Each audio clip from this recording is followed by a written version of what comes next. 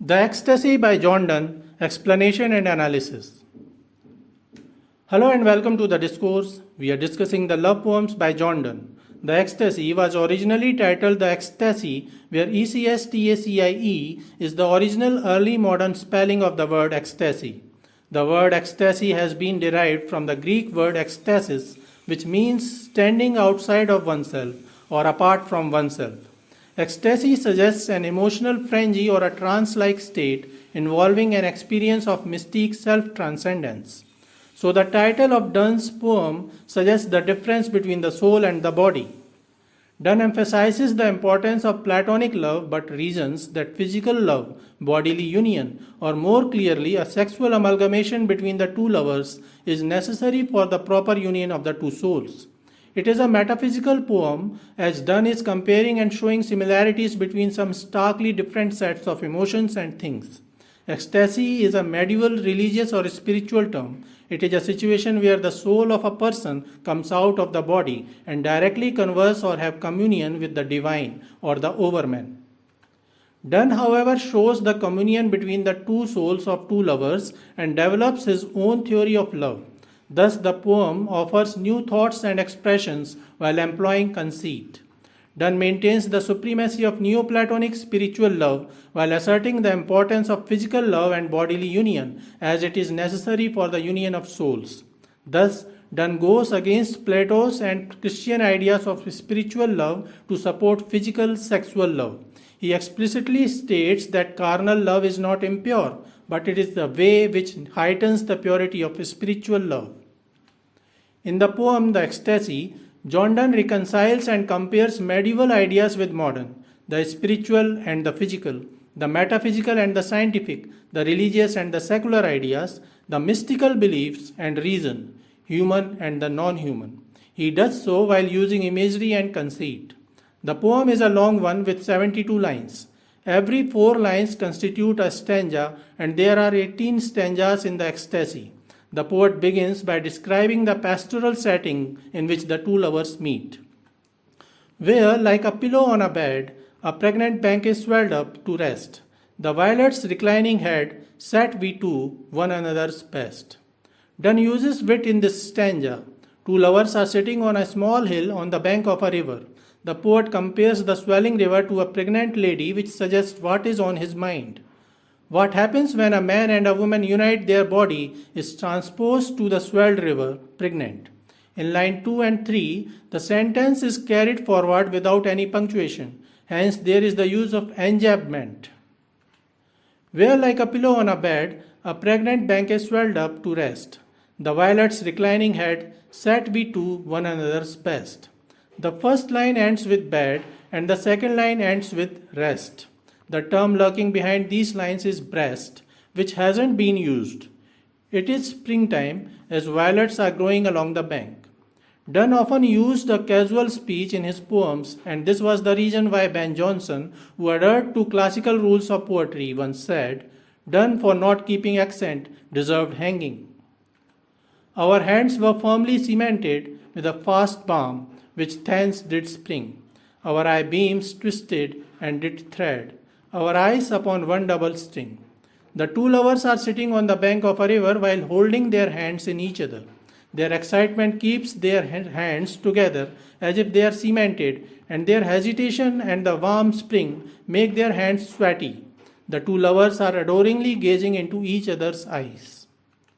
So to intergraft our hands as yet was all the means to make us one, and pictures in our eyes to get was all our propagation. In the third stanza, the poet reveals that till now the two lovers have done only this, holding hands together, admiringly looking at each other. However, they have imagined a lot. They see each other's image in each other's eyes, and they see their future offspring in each other's eyes. Their love is still not sexual. Donne uses allusion by expressing the idea that lovers can see their unborn children in each other's eyes. As twixt two equal armies fate suspends uncertain victory, our souls, which to advance their state were gone out, hung twixt her and me. And whilst our souls negotiate there, we like sepulchral statues lay All day the same our postures were, and we said nothing all the day. In the third and fourth stanza, the poet says that the lovers have reached the trance-like state where their souls have transcended to communicate with each other.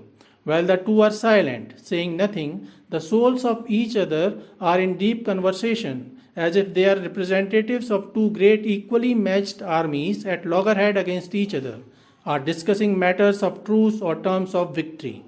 The two lovers are still on the bank of the river in dead-like sepulchral statues while their souls are merrymaking.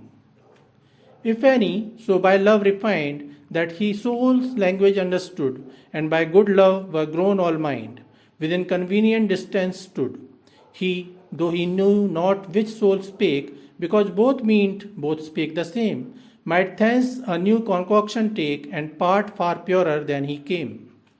In the fifth and sixth stanza, the poet says that if someone is so pure and sincere that he can hear and understand the communion of their souls, happen to listen to their discussion, he will be enriched more and attain a higher degree of purity. Yet he won't be able to distinguish between the two souls, as both speak the same language. This ecstasy doth unperplex, we said, and tell us what we love. We see by this it was not sex. We see, we saw, not what did move. But as all several souls contain mixture of things, they know not what.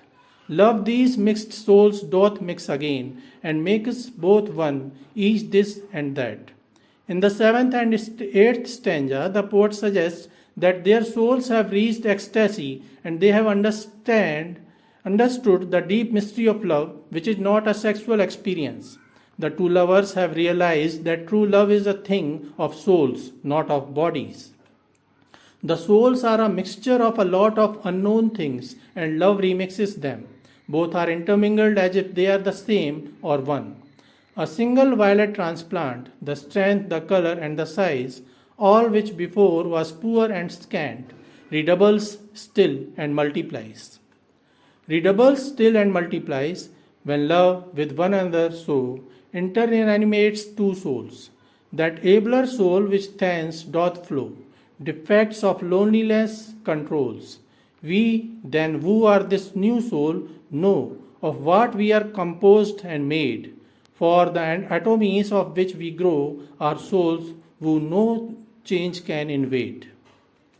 In the ninth, 10th, and 11th stanza, the poet suggests that as the two souls of lovers have intermingled and become one, they have reached a higher state of consciousness where they can observe and experience the deeper beauty of being and nature which was poor and scant before.